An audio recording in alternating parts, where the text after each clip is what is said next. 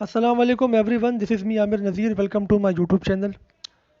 BCom part two में optional subjects के हवाले से आज हम बात करेंगे। आज हम बैंकिंग एंड फाइनेंस की बात करेंगे। आज की इस वीडियो में मैं बैंकिंग एंड फाइनेंस का गेस्ट पेपर आपके साथ शेयर करूंगा। आप इस चैनल पे तमाम गेस्ट पेपर्स देख सकते हैं। हमारे बीकॉम पार्ट वन के भी और पार्ट टू के भी तमाम सब्जेक्ट्स के गेस्ट पेपर अवेलेबल हैं। अगर आप देखना चाहते हैं, उन्हें डाउनलोड करना चाहते हैं, तो आप हमारे इस चैनल को सब्सक्राइब करें और इसी वीडियो की डिस्क्रिप्शन से तमाम गेस्ट पेपर्स की वीडियोस देख सकते हैं। उनके लिंक्स की मेंशन है। और आज की वीडियो पे जो मैं गेस्ट पेपर आपके साथ शेयर करूंगा बैंकिंग का, वो भी आप डाउनलोड कर सकते हैं। तो चलते हैं अपनी वीडियो की तरफ, अपने गेस्ट पेपर की तरफ। तो ये हमारा गेस्ट पेपर है बैंकिंग एंड फाइनेंस का। आपका 100 मार्क्स का पेपर आता है और आपको 5 क्वेश्चंस करने होते हैं आउट ऑफ 8 और 9 क्वेश्चंस। अगर आपने इंटर कॉमर्स में बैंकिंग पढ़ा है, क्योंकि आपने इंटर अगर कॉमर्स में किया तो बैंकिंग पढ़ा होगा ना, तो आप के लिए बहुत इजी हो जाता है बैंकिंग, क्योंकि आपका 80% तकरीबन सारा वही रहता है। अब आप इसमें देखिए, बहुत सिंपल से क्वेश्चंस रखे हैं मैंने। सबसे पहला क्वेश्चन है, define and evolution of modern banking. इसी तरीके से बैंक की टाइप्स बताएं ऑनरशिप की बेसिस पे और फंक्शन की बेसिस पे। Explain different types of bank account. What is the procedure to open a bank account.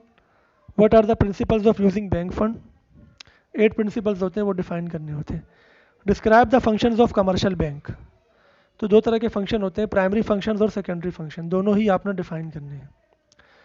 और describe the methods of credit control adopted by central bank. ये इसमें दो तरह के मेथड होते हैं, जनरल मेथड्स होते हैं और स्पेशल मेथड होते हैं, वो दोनों ही आपको याद करने होंगे। डिफाइन लेटर ऑफ क्रेडिट, जिसे हम एलसी भी कहते हैं। Also explain different kinds of LC. ये बहुत इंपॉर्टेंट है, ये आपका शॉर्ट नोट में भी आ सकता है। Under what circumstances a cheque can be dishonoured by bank. किन सर्कमस्टेंसेज के अंडर बैंक का चेक डिसऑनर हो सकता है। Define cross cheque and its types.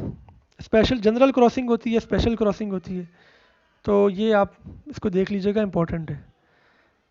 Explain the detail sources of consumer finance. Consumer finance जैसे आपका अकाउंट रिसीवेबल होता है और इंस्टॉलमेंट सेल्स करते हैं, हायर परचेज होती है, ये इसके अंदर आपने करना है। अब ये आपका जो बैंकिंग एंड फाइनेंस, इसको इसलिए बैंकिंग एंड फाइनेंस कहते हैं कि आपके 2 या 3 चैप्टर फाइनेंस के भी इसमें ऐड होते हैं। आपके 80% कोर्स तो वही होता है जो आपने बीकॉम आपने इंटर में सेकेंड ईयर में पढ़ा था ना। 20% जो आपका एडिशनल होता है वो बेसिकली फाइनेंस का पोर्शन होता है, ठीक है ना। फाइनेंस से कुछ क्वेश्चंस आते हैं। तो जैसे ये क्वेश्चन है, explain the sources of consumer finance, explain the sources of long term finance. 3 sources होते हैं लॉन्ग टर्म फाइनेंस के, ठीक है। आपके शेयर्स होते हैं, आपके डिबेंचर्स होते हैं, ठीक है। लॉन्ग टर्म लोन, जैसे आप बैंक से लोन ले लेते हैं या डिबेंचर्स इशू कर देते हैं। Define cash reserves, what are the factors they determine cash reserves in bank. What are the profitable and non profitable uses of bank fund.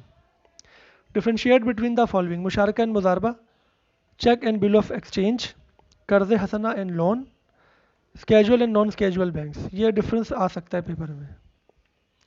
Explain functions of central bank, ठीक है। Central bank के functions दो होते हैं, एक bankers bank होता है और एक गवर्नमेंट्स बैंक होता है। दोनों तरह के फंक्शंस आपने डिफाइन करने हैं। Briefly explain the various Islamic modes of finance. Define working capital, its equation and importance. Define and explain different kinds of leasing. उसके बाद ये कुछ शॉर्ट नोट है आपके, kinds of endorsement, kinds of mortgage, shares and debentures, और types of bill of exchange and clearing house क्या होती है। अच्छा, ये जो पेपर है इसके लिए अच्छा बुक आप कौन सी मैं आपको रिकमेंड करूं, तो हमारे पास अमीन खालिद की बुक है बैंकिंग एंड फाइनेंस की, उससे बहुत अच्छी प्रिपरेशन आपकी हो जाएगी। और पेपर में आपने कितना लिखना होता है, जैसे अब मैं आपको बता दूं कि अगर 10 नंबर का आपका क्वेश्चन है ना, तो 10 नंबर का मतलब ये होता है कि आपको 5 हेडिंग कम से कम डिफाइन करनी है। 5 हेडिंग का मतलब ये है कि एक हेडिंग के 2 नंबर होते हैं, तो 2 मार्क्स ईच हेडिंग के हिसाब से 5 हेडिंग्स के 10 मार्क्स हो जाएंगे। लेकिन कभी कभी ऐसा होता है हेडिंग सारी ही डिफाइन करनी पड़ जाती है। जैसे मैं आपको एग्जांपल देता हूँ, what is the procedure to open a bank account. अब इसमें हो सकता है कि 8 हेडिंग्स हो।